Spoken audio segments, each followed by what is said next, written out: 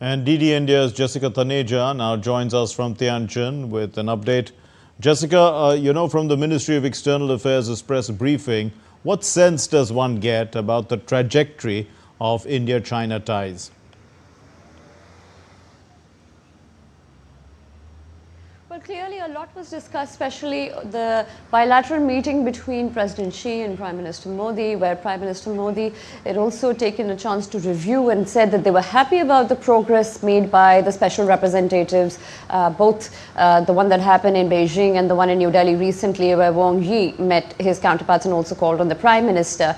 But importantly, when the border question was put to the Foreign Secretary, he did give us an understanding that both sides were on agreement of the fact that differences should not become disputes. And certainly this particular statement does stand out when it comes to Prime Minister Modi and President Xi's bilateral meeting, which did last for some time, and the discussions clearly focused on enhancing trade, people-to-people ties, as you said. But more importantly, Foreign Secretary Vikram Misri also pointed out that it was President Xi who made 4 suggestions to upgrade the bilateral relationship.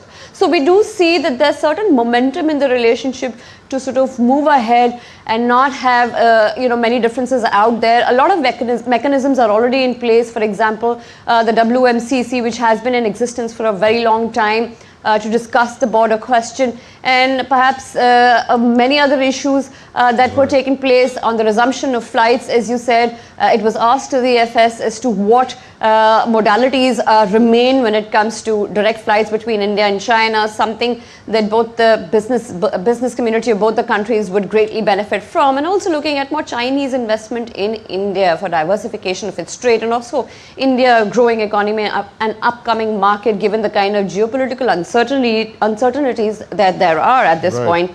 And also interestingly, with his meeting with Myanmar, a Myanmar counterpart, Prime Minister Modi welcomed early elections in Myanmar, and that is something that one would say was an interesting aspect and an outcome of this entire day's engagements, apart from that bilateral meeting, the much anticipated bilateral meeting with President Xi. Let me come to some of those interactions now. Looking at the several interactions that Prime Minister Modi has had on day 1 and is going to have on day 2 as well on the sidelines of the summit. How do these, build or strengthen India's position at the SCO and its role?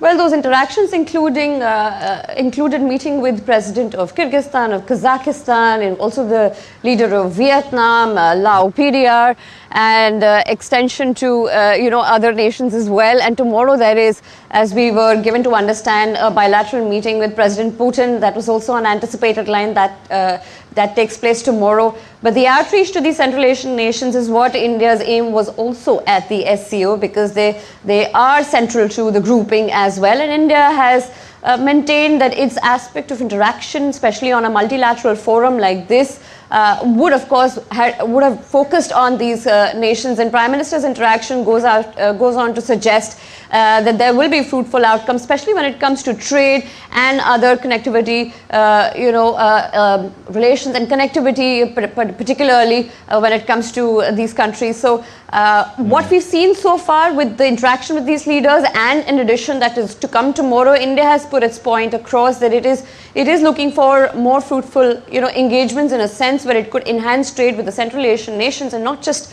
keep its focus on China and Russia, who were the founding members of this group, Mark. Jessica Taneja from Tianjin, thanks very much.